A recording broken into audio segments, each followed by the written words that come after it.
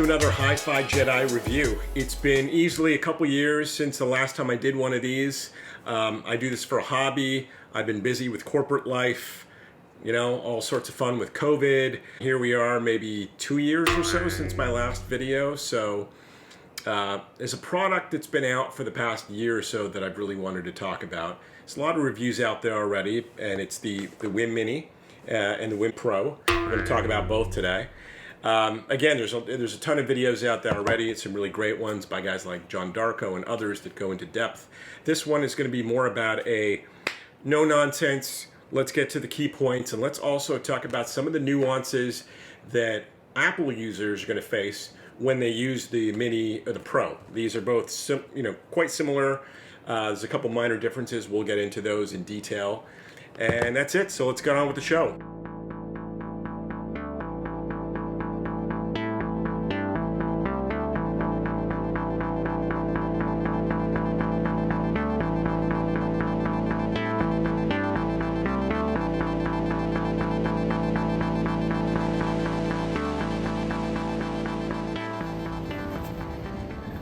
So let's take a closer look at the inputs on outputs on the Wiim Mini. And you've got auxiliary in and out, the USB Type-C for power, it's 5 volt, and then a bit of digital out or optical.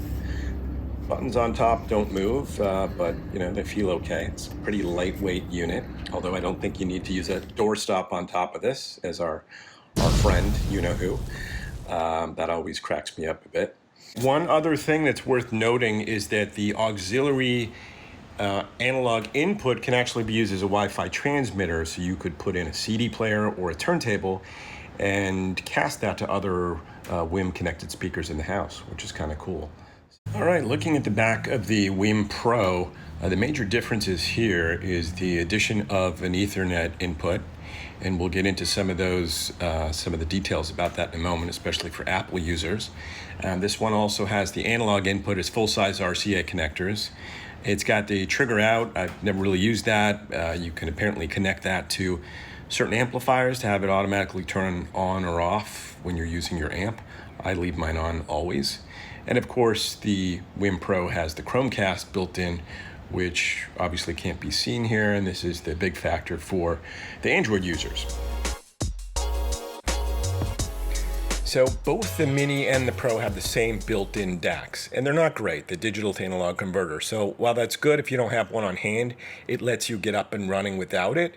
But given that the Wiim gets high-resolution lossless, both the Pro and the Mini, in all the major formats, right up to 24:192, which is equivalent to HD or high resolution, whatever you want to call it, including beta level support even for MQA, I'd say that you want to respect those capabilities and feed the signal into something worthy.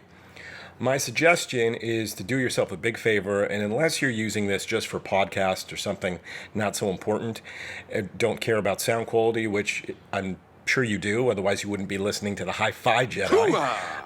So my suggestion, unless you're using this for podcasts and don't really care that much about the sound quality, then use it as is, and you can use the built-in DAC. But honestly, if you match this up even with something like $100 or $125 shit Modi or like a DAC Magic from Cambridge, 100 or 200, it's going to sound fantastic.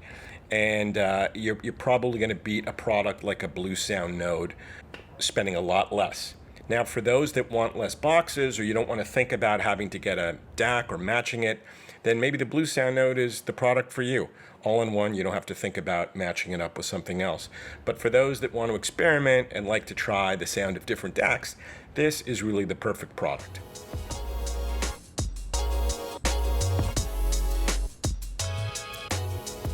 User experience, this is where the fun starts. And this is really what starts separating this little gizmo apart from just about everything else, because it is super easy, and getting either of these to connect initially took about 2 minutes.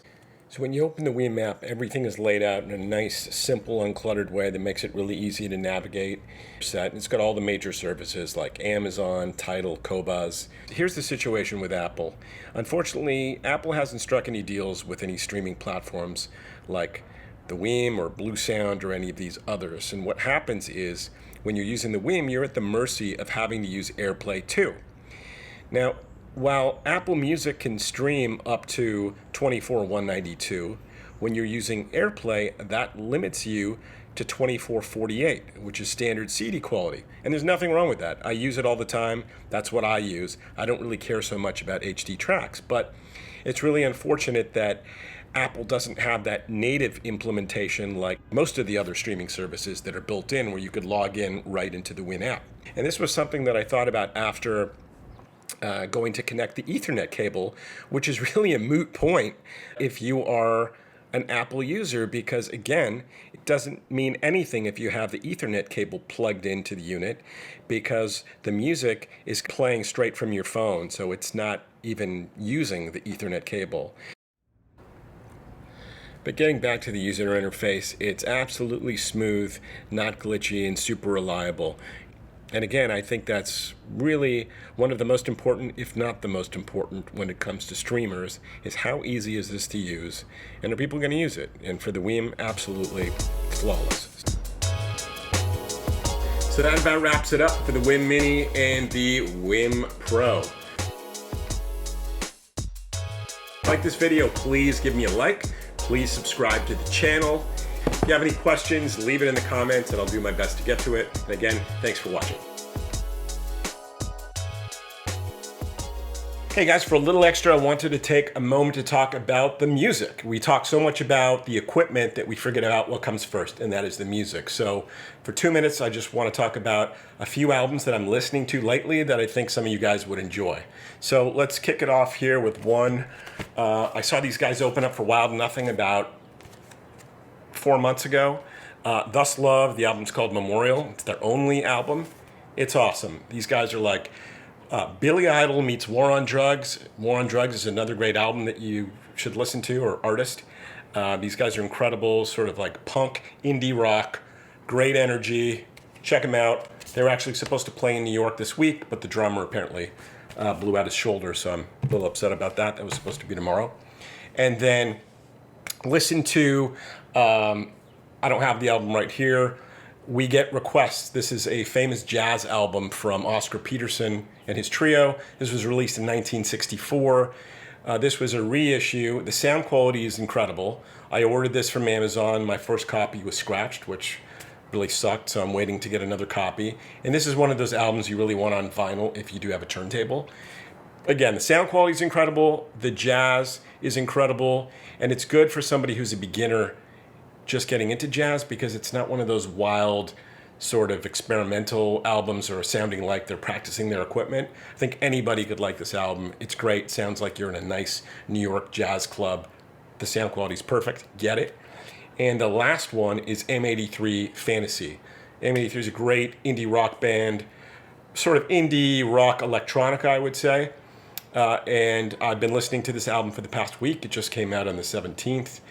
And it's awesome. Listen to it. I listen to this when I go running. It's great electronic rock in a very non-cliche sounding way. So 3 great albums. Check those out. I think you'll enjoy it. Cheers.